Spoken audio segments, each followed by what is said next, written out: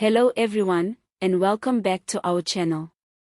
Today we're examining a troubling development in South African politics, one that raises serious concerns about transparency, accountability, and the strength of the country's democratic institutions.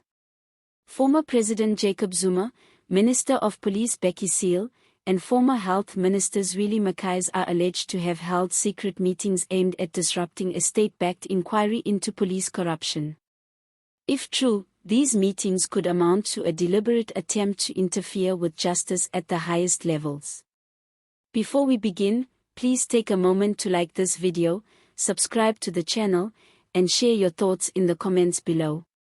Do you believe these individuals are capable of what's being suggested, or is this part of a broader political power struggle? At the heart of this issue is a commission of inquiry, initiated earlier this year, focused on investigating widespread corruption within the South African Police Service. The inquiry has the full support of Minister of Police Oversight Senzo Mchunu, who has been vocal about rooting out criminal elements within the police's procurement and tender systems. The Commission's work so far has pointed to irregular tender awards, fraudulent contracts, and evidence suggesting that organized crime has infiltrated the procurement process at several levels. This is not new territory for South Africa. The damage caused by state capture during Zuma's presidency continues to shape public life. The idea that corruption could still be so deeply embedded in government institutions is deeply unsettling, but perhaps not surprising to many. According to security sources close to the matter, Zuma, Cele, and Mkhize have been meeting privately to discuss ways to delay or weaken the Commission's work. The meetings are said to have taken place in locations carefully chosen to avoid detection, with only trusted allies present.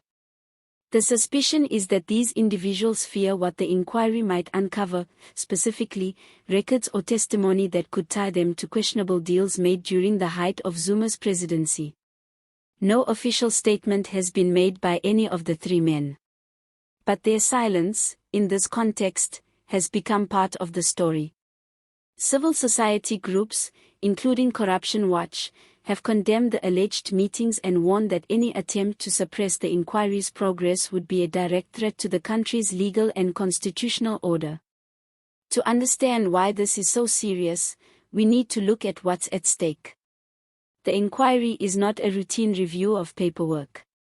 It is an effort to uncover how public money, intended for safety, security, and law enforcement, has been diverted, misused, or stolen. The police are central to the functioning of any democracy. If those tasked with enforcing the law are themselves compromised, the entire system begins to deteriorate.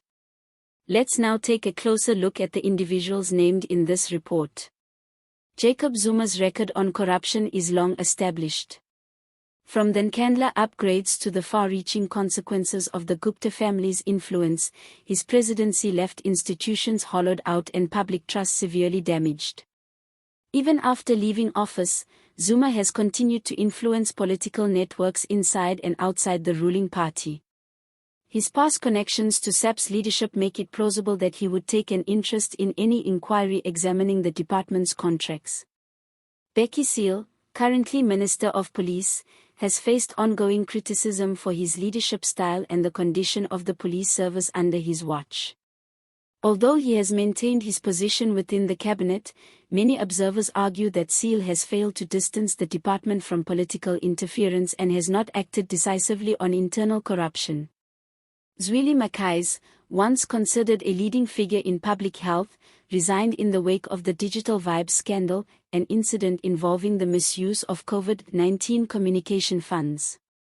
Despite this, Mkhize has been quietly preparing for a political comeback. His name has appeared among those seeking influence ahead of the 2024 national elections. If this inquiry uncovers new allegations involving his role in police-related tenders, it could significantly undermine his chances. Now, one of the central figures standing against this alleged interference is Minister Senzo Mchunu. He has insisted that the Commission's work will continue, regardless of political pressure. Those close to him describe him as determined, methodical, and aware of the risks involved. But insiders also suggest that factions within the ANC are watching closely, some of whom may have their own interests in curbing the investigation. What we're seeing is more than just a clash between political rivals. It's a confrontation between two versions of the state, one that seeks reform, and one that seeks to protect itself from scrutiny. If powerful figures are working to block this inquiry behind the scenes, then South Africa could be facing the early signs of a renewed cycle of political capture. Meanwhile, civil society is beginning to respond. Advocacy groups have demanded external oversight, independent legal reviews, and protection for whistleblowers and investigators attached to the commission. There is growing public sentiment that this inquiry must be allowed to proceed without political interference, especially if it implicates senior officials. The bigger issue, however, is public confidence. South Africans have witnessed countless commissions and investigations over the past decade. While some have led to reform, many have resulted in lengthy reports, few prosecutions, and even fewer convictions. For the justice system to mean something, it must act decisively and without fear or favor. That means holding every individual accountable, regardless of their political standing. This story also arrives at a sensitive time. With national elections approaching, political figures are already positioning themselves. The outcome of this inquiry, and whether it's allowed to reach completion, could shape public opinion going into 2024.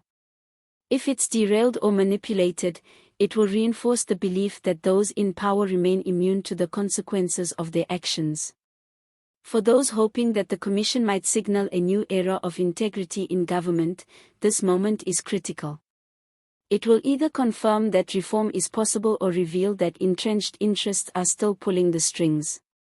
Let us know what you think in the comments. Should formal investigations be launched against those accused of interfering? Do you believe the inquiry will be allowed to proceed fairly? And what impact do you think this will have on the country's upcoming elections? If you found this content informative, please like the video, subscribe to the channel, and share it with others interested in the future of South African democracy.